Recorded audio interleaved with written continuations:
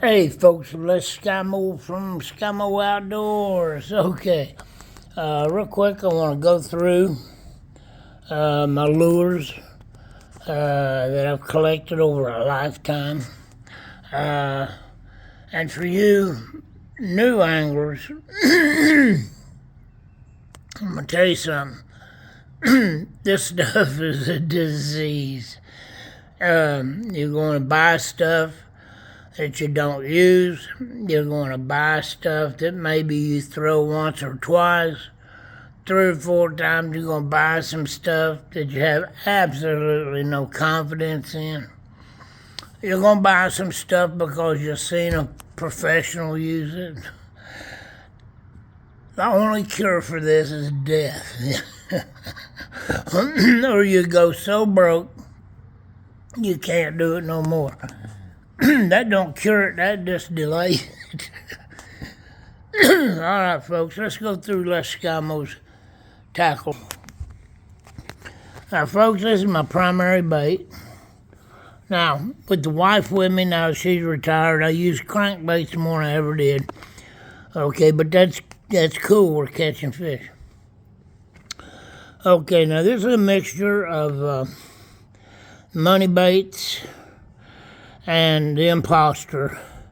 I went through that the other day when I made these lures, but folks, these are absolutely killer, especially in the spring, early spring, and April, May, first part of June. These just snag them left and right. Now, fishing in general gets tough after the first week or 2 of June, but you catch them. Everything slows down, and it takes a little more patience. And now here's some jigs here, interesting. I rarely ever use these, but I keep them in my box. I keep a lot of stuff in my box because I might use it. And you put your big lizard on there, a big worm, screw it down on that spring, hook it on there, and it's a pretty good jig. Now there's a jig that I make, a jig head that I make my jigs, my money baits on. 1/2 ounce, that comes from fishingskirts.com, and they make some really cool stuff. I recommend you going to them. Now this is a 1/2 ounce rock crusher jig that they make, and it stands up really nice, and it's really nice for crawdad. Just put a chigger crawl on there, or one of your favorite crawls, and just across the bottom, or skip it, whatever you want to do. And then here's a 1/2 ounce, or I'm sorry, a 3/8 ounce one. No, that's a 1/4 ounce, I think. But anyway, they get real good paint job, good quality. Now you can get these from fishingskirts.com with a wire hook on it, but I like these big old nasty hooks. Okay, and then I got some whites. Now I rarely ever use white up here in Ohio. I just don't. I see other people in the tournaments, they'll throw it, they'll use it. Never talked to anybody about it, but I'm going to try these down at Watts Bar coming up in June. And that's what I caught that big 6-pound 10-ouncer on, was a 7-inch white worm. But you seen in my other video, I made them white chigger crawls. I'm going to give that a shot. My money bait, Imposter. And but now here's an interesting little booger I made. Now, I got these wires from Barlow's. Now, this was already bent and everything, and they was probably 8 inches long. And I think I got these barrels. As you can see, it's got a flange on each end of it. Now, you can put a skirt on there or just leave it like it is. I have never used that enough. I guarantee you it'll work. I really never used it enough to prove it. But I did that myself. Now here's one, a 1/2 ounce one, that I put a money skirt on, okay? And it's the same thing. And I'm going to have to give these more of a shot. I like them. I really like them. But I really, like I say, I just, you're going to have, you're going to wind up with this stuff. Let me put this up real quick and we'll go through the other boxes. But I have got my next video. I got something special for you guys. And I'll lay that on you in a video by itself, okay? So anyway, this is my overflow box, just a bunch of junk in it. And my swim bait box, whole bunch of swim baits, heads, and different kind of things. And now when I went up to St. Clair Lake up in Michigan, we tore up the smallmouth bass. They have got the, excuse me, they got the biggest rock bass up there you ever seen. And we ate a whole bunch of them. These right here, man, slay them fish, smallmouth, about 2 foot of water up there. And in June, first part of June. And anyway, now, as far as my crankbaits go, I primarily use Rapala. And that started from when I was a little kid. And I'm going to take the time to walk over here, folks, see if I can find the Rapala jig that started it all for me, just falling in love with Rapala. Let's see, I know I've got one somewhere. I don't want to waste a whole lot of time looking through my smallmouth stuff. Got a little box. I walked back to the river by my house. I got a little box, and I got stuff in that I smallmouth fish back at the river. And I caught some really nice ones back there. Where you at? I know I got a broken minnow here somewhere. Now, if I can't find it now, we'll find it and I'll show it to you later. All right, I don't see it right now. But it's a little minnow-colored Rapala broken minnow. It's like a 2-inch broken hard plastic lure. And I'll run across it, I'll show it to you guys. Okay, now, like I said, most of my lures are Rapala lures. Not all of them, but most of them. And all of them in this box is Rapalas. These are my deep divers. Now, thing about these folks is I'm traditionally not a deep diver fisherman. Okay, I'm a shallow water fisherman, 15 foot and shallower. Like the trees and bushes sometimes. Another swim bait box. Now, I haven't used these yet. But now these are Berkley's. And I'm going to really give these a shot down there in Watts Bar this year. I really like them. They're Berkley bait. And I'm going to really give them a shot. Got some different kind of jig heads in here. Folks, like I said, I just got a whole bunch of stuff, and you just can't help it. You know, when you fish as many years as I have, you're going to wind up with stuff, all kinds of stuff. And now, not all of these are Rapalas, but I got some square bills.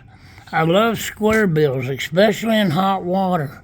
And now these little boogers will catch you some fish, okay? And they got a real fast real fast, like that sound effect.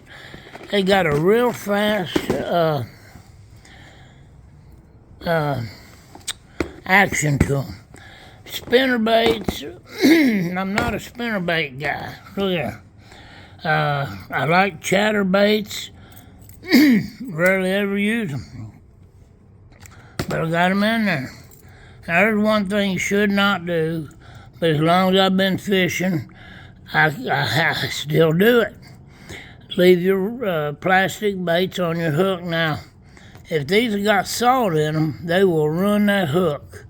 Okay, these are not salt impregnated, and you should not never do that. But I've been fishing my whole life. I've been a bass fisherman my whole life, but I've been an avid tournament fisherman for longer than 20 years. Probably going on 30, okay? No harm, no foul. Okay, if that's salt impregnated, that hook will be eat up. And I can show you baits. Gosh. Come on now. I love these plastic boxes. Jerk baits, man, I got them. Okay. Now, see, this little checkered one here, these are not all Rapalas. A lot of them are, but not all of them. This little booger right here, and this little booger right here, neither one of them's Rapalas. I have caught a slew of bass on these two. They only go under the water maybe 12 inches maybe. I just twitch them. Great little twitch bait. I put so much stuff in this boat that I don't even use. Now, these are for deep water. And I'm not a spoon guy either, but I got them. Look at this big old honker. They use these like places like Kentucky Lake. You can use them anywhere, but them do catch bass. Okay. But I don't use them much. You know, you got a good looking one, and you lose them, they'll hang up. If your lure retriever won't get them, you lose them. Them things, gosh, I don't remember how much I paid for the big ones. And so here's some more baits, and some jerk baits. Big old honker right there. Folks, I rarely use these things, but I got them. And that's it. And sometimes I buy two. I've got a real good bait, I'll buy two. You know, and sometimes I'll go back to the store and buy two. I got shallow crankbaits. There's a slew of topwater baits. Okay. I got frogs. I got twitch baits. These things here, a friend of mine uses these and he wears them out. They set in the water like this, kind of like that. Then about this is all you can see sticking out of the water. Very effective bait. I've got old design baits. This old jitterbug right here. And this is a Fred Arbogast. These are older than me and you.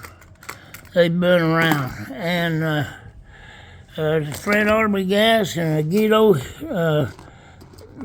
This is a Hibden. I think it's Guido Hibden's his first name. Tiny torpedo. I have killed so many bass on that little booger. And here's another one. Little topwater baits, just pull them 3 or 4 inches and let them sit. And these design baits has been around before I was ever born. I use these from time to time. I got frogs. I even made me a couple homemade, not that torpedo or that spook. Anyway, got one of these. Look here. All right, come on. I ordered me some stuff from Barlow's. I keep wanting to say Barclays. I made me a little frog, a little wooden frog, a little popper. Works real good in the water. I haven't used it enough to know if it really works. I made me a little cute little penguin. Look at that, how cute. Just goofing off. And I need to give it a chance. I don't know if it's worth a crap or not, but, you know, it's just the kind of goofy stuff you do. And look here. Everybody's heard of the Alabama rig. That ain't even been unfolded. That one there, I don't even know if I've throwed it. I unfolded it, but I don't even know if I've throwed it.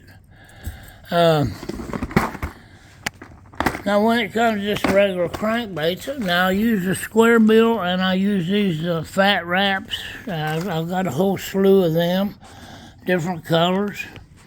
And so I'll show you something here, folks. If you can get a hold, these are Rapala baits. I've had this one, come on now. I've had this one little, yeah, come on. Okay, well, sure, you want to stay hooked together? Good. All right, now look at that. I had one of these for a long, long time. Okay, this is called a grape shad. And they don't make this color pattern anymore. You can get the fat wraps, but they don't make them in this color pattern anymore. Let's see, they went to this. Okay, they went to this pattern. And I do not like that pattern at all. I've throwed this, and I've never caught a fish on this. These right here will flat wear the fish out. I don't know what it is about them, the color maybe, but fat wrap has got big time action to them. And this is not an actual fat wrap, I don't believe. I forget what they actually call that. Because you can see the body design is different. That's a Rapala lure too, but like I said, they changed the color pattern. Okay, this is my real old one. I have caught a slew of fish on that. I love this lure so good I went on the hunt for another one. I finally found this one. I found that on, I think it was eBay. Okay, and I found that one, and the guy also had this one. Okay, the grape shad. I bought them both. Well, the wife did actually. She wanted one. She went on the hunt, but kind of both did. Anyway, found these on eBay. If you go into a old tackle shop, okay, look for one of these lures. Primarily this little shallow runner. It go about, I don't know, if you crank it fast enough, it may go 4 foot, but generally like 2 to 4 foot probably. And this one catches fish too, folks. But these are the bomb right here for shallow water fishing. Okay, if you ever find one, get it. I recommend you pick that sucker up and you won't be disappointed. Okay, but you know, a lot of these I don't even use, man. I just have them, you know. And here's the thing too. Now this is a cold water, early season. These little buggers are Rapala lure. These little buggers right here, I have slayed a buku fish on these. Here comes the motorcycle. Gonna run my video. But anyway, these are killer, folks. Now you can see how many of them I got. I got 4 of them. Okay, this is a little fat wrap version. And it's not really a fat wrap, but like I said, I can't remember what to call it. But look here. Now these go a little bit deeper. I think these go 4 to 6. Okay. These are killer little baits, folks. But anyway, you just trial and error. A lot of this stuff's trial and error. You know, stuff works in some time of the year that don't work in the other. Mother Nature is finicky, old girl, and she will beat you to death. All right, this is my hooks and my sinkers, you know. and a little old worm hook there with a little piece of plastic worm on it. Now, I religiously use these hooks right here, and as you can see, they're a heavy gauge hook. 4-aught hook. I don't use a 5-aught much, 3-aught hooks. Now these, if I'm rigging a worm, a lot of times I'll just use this worm hook right here. But now on my sinker, I've got beads in there, little glass beads. When you buy your beads, folks, go take a slew of kids here, so you're gonna hear a bunch of them go by. Now I go to the craft department in Walmart or anywhere, and get your beads in a pack of like 100, 500, whatever. You save a couple bucks. Now you can get these in all sizes, all shapes, all colors. Go to the craft department in Walmart or wherever and get you a bunch of beads a lot cheaper than you can get them anywhere else. Now, as far as your hook sharpening, right there, get your little file. That is much more effective than a store-bought hook sharpener. Okay, little jig heads, and so, folks, that's just basically all my junk. And but my next video I got coming up, I got something special for my viewers, okay? And I'll get in that next time. But folks, that's just what SkyMo does. A lot of you older anglers, you've got more stuff than you can use. And you know how it is. It's just how it is. But anyway, I love you. God bless you. And Jesus loves you. Go to church on Sunday. This is Les SkyMo. I'm out.